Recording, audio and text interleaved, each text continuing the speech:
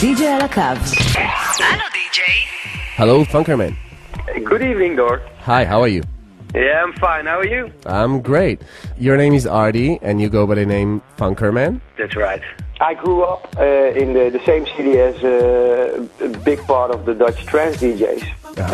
In Breda, the same city as where Chesto lives. And I played at the same club as he did. But they all played trance, and I played, of course, more funky stuff. So once upon a time I made a CD, and it was more like a joke to the guys, like, hey, Funkerman to the rescue, because I was like, hey, you need rescuing. And they were all friends of mine, so they understood the joke, but that's stuck, so that's why I stuck to that name.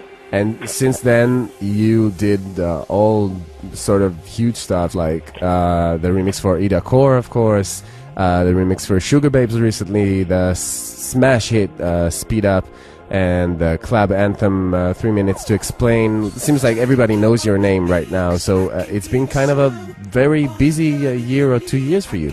Yeah. Up till 2 years ago, I was being really busy with music and trying to get there, but it didn't really work. And somewhere like 2 years ago, suddenly everything went in the right direction, and it changed a lot for me, for the better. And recently you released your new single, Remember. How is that going for you? Yeah, that's going really great, and it's the first single of the upcoming album. Mm-hmm. We spent a lot of time on the video. We made the video and the music together with the guys who did the animation, so it was really a new kind of project for me. Yeah, actually I wanted to talk to you about the videos, because while everybody's like doing all that, girl video trend, and you're doing like Speed Up and Remember, I think they're so cool and so pretty. The guys who made both videos are known for a long time, and I always really liked their work. And when we did this video for Speed Up, the comments we got back from a lot of big-time television shows was like, there's no tits and ass in it, so it's not gonna get high rotation. Right. And I was like, should I be influenced by that and start making cheesy videos? But I really hate that. So we really chose, let's do something that's even more arty-farty than the previous one. Right. And let's not go for what everybody else is doing. How important it is, you think nowadays, the videos? You think they even matter as if they were in like 20 years ago? Yeah, I think maybe up till 1 or 2 years ago, it mattered more than now. I think now what really matters is, for me as an artist, from an artist's point of view, I want to be, really satisfied about the video as I want to be satisfied about the music. So for me, it's more like an artistic thing.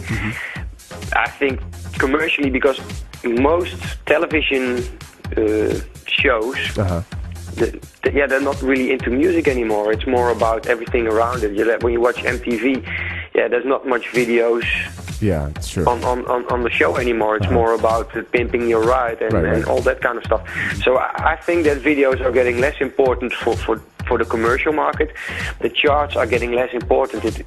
The view counts on YouTube and stuff like that, that's getting more important to see how your profile is as a DJ or as an artist. Mm-hmm. And you're working pretty close with Fede Legrand. How did you guys get together? I think we met around 7 years ago, and we were playing in the same club. I was playing there on the Thursday and he played there on the Friday. And our bookings were handled by the same bookings agency, so that's how we got to know each other. And musically we had a lot of things that we agreed on, and so I think 2 years after we met, we decided to start our own label, because no other label wanted our music as we produced it. They all wanted to change it. It was like, it's cool, but can you change this and can you change that? And we were like, we're really happy with the way it is now. So we decided to start our own label so we could release it just as we wanted it. Right. What are you working on the moment? I'm really busy working on my album, and that takes a lot of time. And it's a lot of producers might know the same thing, but when you work on a song, there will be a point that you have to say, okay, now it's finished. You have to draw the line. Okay, now we're gonna say we're not gonna work on it anymore. This is it. With an album, you have to do that between 10 or 15 times. You want to do enough stuff. So that's a pretty hard job. Funkerman, thank you so much for this phone call. I hope to. Thank you for having me. Yeah, I hope to speak with you again in the future. Cool. Let's do that. Let's keep in touch. Yeah. Okay. Funkerman, thank you. Bye bye.